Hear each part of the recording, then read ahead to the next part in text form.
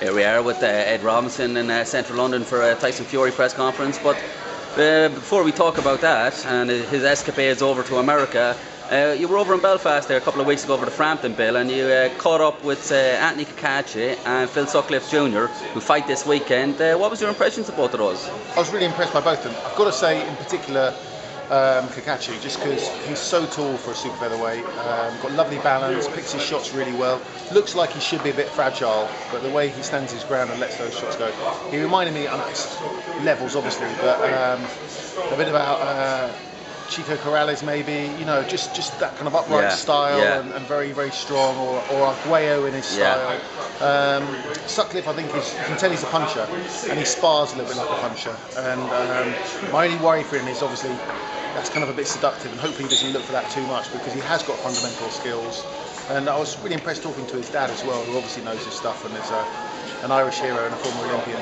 Yeah, former double Olympian. It comes from a great stable as well. So both of those, unfortunately, Cacace was supposed to go to America, but he isn't now.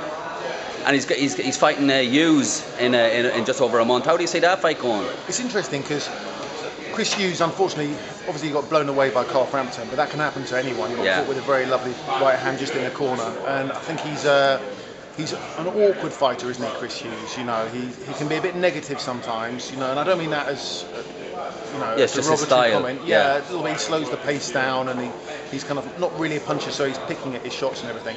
But I just think Cacace's got the style to kind of break him up, really. You know, not in the same way Frampton did, you know, but maybe in 7-8 rounds, something like that. It's a good fight, though, a good test. And we are here at the press conference for Tyson Fury versus Cunningham over in America. What do you make of that fight? It's amazing exposure for Tyson Fury, boxing on NBC in America, kind of mid-afternoon, peak time. My only worry would be Cunningham is a small guy, so Nazim Richardson's going to get him to box against Tyson Fury. And it's just whether it could be a bit ugly. It could be a little bit ugly. I can understand why Cunningham's got the fight, because I think they're doing the show with main events in America. Main events have signed up Cunningham now, and it's almost, well, Cunningham basically was considered very unlucky against Thomas Shadamek, you know, on the other NBC show. Without doubt. So I think there's kind of some sympathy there, and they want to give him another chance. But I don't really envy him going in with Tyson Fury, because I think Tyson Fury's improved so much in the past year. There's still those question marks over his durability, because he has been down. But I don't know whether Cunningham hits quite hard enough to kind of expose any defensive lapses in Tyson Fury. Brilliant. Listen, thanks very much for talking to us. No, thank you. Cheers, Ed. Cheers.